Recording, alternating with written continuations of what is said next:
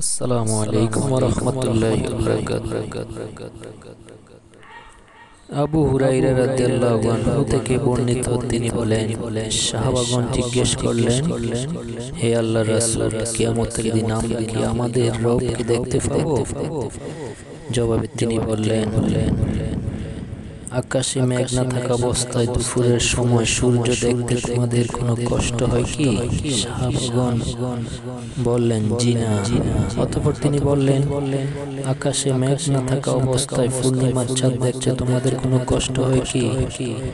সাহাবাগণ বললেন, জি না। তারপর তিনি বললেন, ওই সত্তার কসম যার হাতে আমার জীবন, চন্দ্র সূর্য কোনো একটি দেখতে তোমাদের যেরূপ কষ্ট হয় না, তোমাদের রবকেও দেখতে তোমাদের ঠিক তদ্রূপই কষ্ট হয়।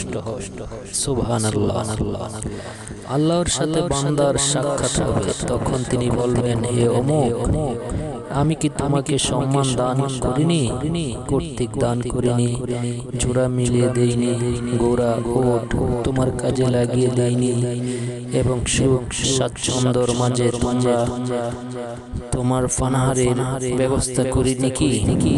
জবাবে বান্দা বলবে, হ্যাঁ হে আমার রব।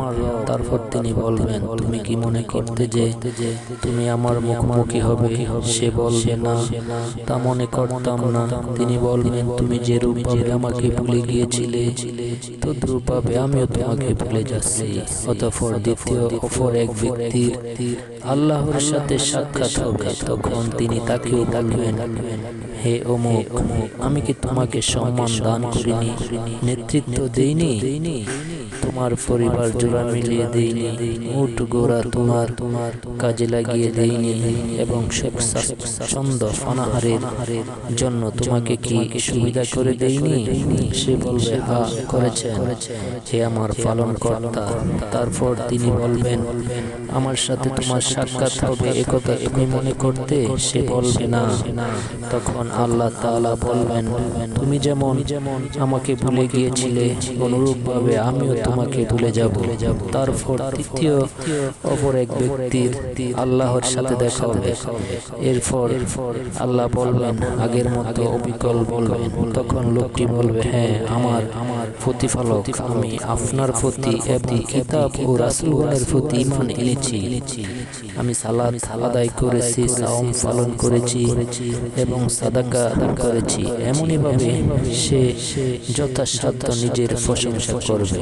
এমতাবস্থায় আল্লাহ তাআলা বলবেন, এখনই তোমার মিথ্যা প্রকাশিত হয়ে যাবে।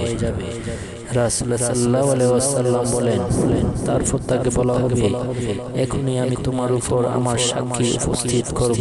তখন বান্দা মনে মনে চিন্তা করতে থাকবে যে কে তার বিপক্ষে সাক্ষ্য দিবে।